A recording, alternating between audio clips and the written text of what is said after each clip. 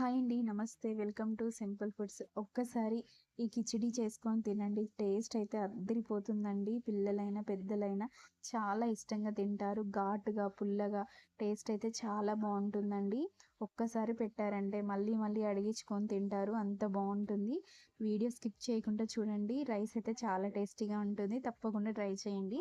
Stove on చేసుకొని ఒక cooker పెట్టేసుకొని 1 స్పూన్ నెయ్యి వేసేసుకొని 2 స్పూన్స్ ఆయిల్ కూడా వేసేసుకోవాలండి. ఇలా ఆయిల్ వేడయ్యాక ఇక్కడ చూపిస్తున్న మసాలాలన్నీ వేసేసుకోవాలండి. మసాలాలు కొంచెం ఫ్రై అయ్యాక ఆవాలు, జీలకర్ర, ఆకు, సాజీర కూడా వేసేసుకొని ఫ్రై చేసుకోవాలండి. అలాగే కట్ చేసి పెట్టుకున్న పచ్చిమిర్చి, ఉల్లిపాయలు, కొంచెం కరివేపాకు కూడా వేసుకొని చక్కగా అయితే ఫ్రై చేసుకోవాలండి.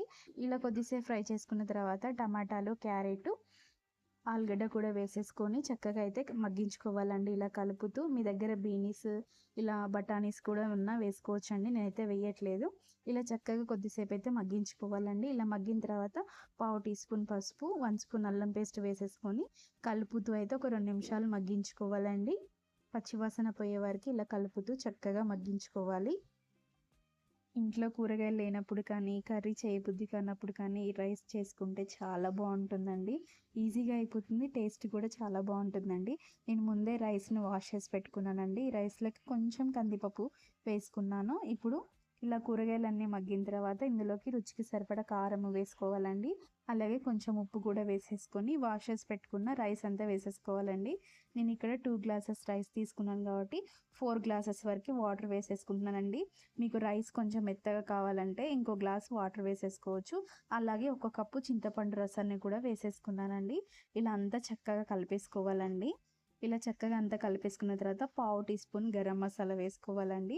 అలాగే కొంచెం కసూరి మేతి, మీ దగ్గర కొత్తిమీర, పుదీనా కూడా వేసుకోవచ్చండి. ఇలా మూత పెట్టేసి ఒక 3 విజిల్స్ వచ్చాక స్టవ్ ఆఫ్ చేసేసుకుంటే వేడి వేడిగా కిచిడి అయితే రెడీ అయిపోతుందండి.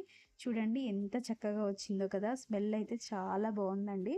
టేస్ట్ అయితే ఇంకా ఇంకా బాగుంటుంది. తప్పకుండా ట్రై చేయండి. ఇంట్లో వాళ్ళైతే చాలా ఇష్టంగా తింటారండి. చూడండి ఎంత చక్కగా ఉడికిందో కదా. చాలా బాగుంటుందండి. టేస్ట్ అయితే చాలా బాగుంటుంది. ఇలా వేడి వేడిగా తిన్నామంటే చాలా బాగుంటుందండి. ఇందులోకి ఎలాంటి కర్రీస్ అవసరం లేదండి. పచ్చళ్ళు కూడా అవసరం లేదు. డైరెక్ట్ ఇలా తినేసేయచ్చు. మీకు కావాలంటే పైనుంచి కొంచెం నెయ్యి వేసేసుకుంటే ఇంకా బాగుంటుందండి. చూడండి వేడి వేడిగా నేనైతే తినేస్తున్నాను. చెయ్యి అయితే కాలుతుందండి. వేడి వేడిగా అయితే చాలా బాగుందండి. తప్పకుండా ట్రై చేయండి. ఇలాంటి వీడియోస్ కోసం నా ఛానల్ని సబ్స్క్రైబ్ చేసుకోండి. ప్లీజ్ సపోర్ట్ చేయండి. నెక్స్ట్ వీడియోలో కలుద్దామండి. థ్యాంక్ యూ ఫర్ వాచింగ్ అండి. బాయ్.